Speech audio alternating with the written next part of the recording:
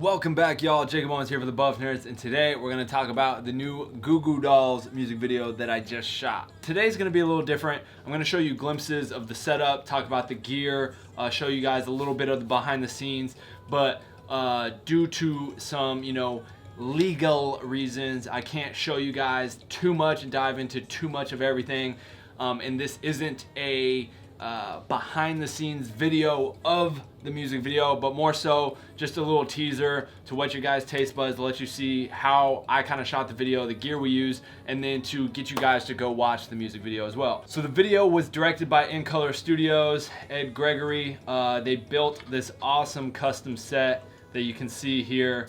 So we used my Sigma Cinezoom lenses, 18-35, 50-100, shot on my camera, the red Helium 8K, as well as the red Scarlet that Will owns. And we did have a third camera at times that Dan operated at C-Cam, but that was rare. It was mainly two camera setups the whole time. Here, pumping a M18 through some diffusion in a quarter grid just to soften the light inside of the whole setup. Atop the setup there with some Asteras, through again some diffusion to soften the light, and those later would like shift and change colors when it got really chaotic and colorful because it got a little crazy.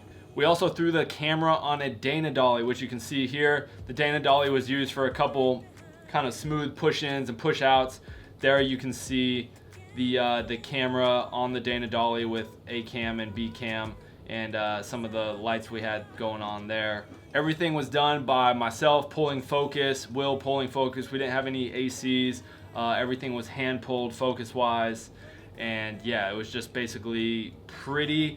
It was a bigger budget set while maintaining a lot of the functions of a lower budget set. Here's a couple videos from off of my phone behind the scenes as things were happening. The video starts in the all white room, them, there, and they take this pill and things start to get a little crazy and colorful, and by the end it's just absolute chaoticness that is ensuing. But yeah, here's just a couple like behind the scenes clips I pulled off my phone while shooting. You can see some of the paint starting to drip and go down the walls as we're shooting. Everything was shot very symmetrically, a lot of wide shots. And then from my camera, 8 we're at like 20mm a lot of the time, 20-35. And then the two B and C cameras were the 50-100mm lenses that were always punched in for that tight second angle, at least 45 degrees off of my axis, because that's what you usually want to do when shooting multiple cameras, is you want to be at least 45 degrees off getting that second angle. If you're too close to that other angle, it feels weird jump cutting from an angle here to an angle here. You kind of want to go that full 45.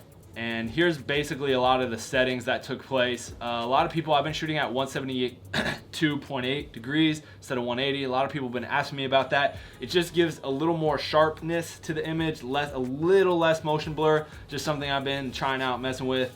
Color temp wise, 5,000.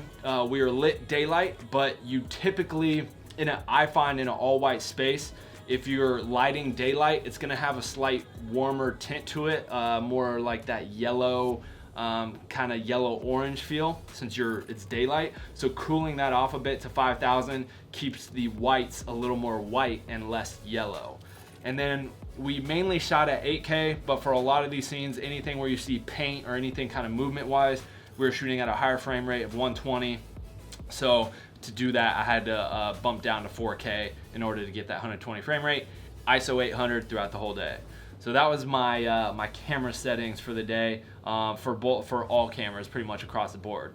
So here you can see a little action of just kind of timing of lights, just shifting lights left and right. We were flagging on and off, and then just the Asteras moving across the top to create a lot of energy in the scene, to let the colors match also what's happening in the scene and just not have it feel, when the energy in the song and their performance is picking up, the light movement picks up as well. And here's where it was like the last shot of the day, utter chaos, just paint, confetti, things flying around. And again, this was all at 120, 4K, the settings that I just showed you guys.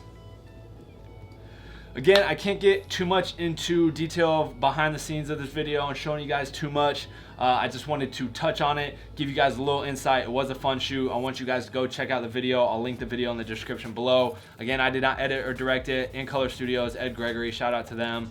I appreciate them for bringing me on, but just wanted to kind of show it to you guys, have you guys go check it out, give you a little insight. If you guys have any questions about it, let me know in the comments below. I'll try and answer those as best I can.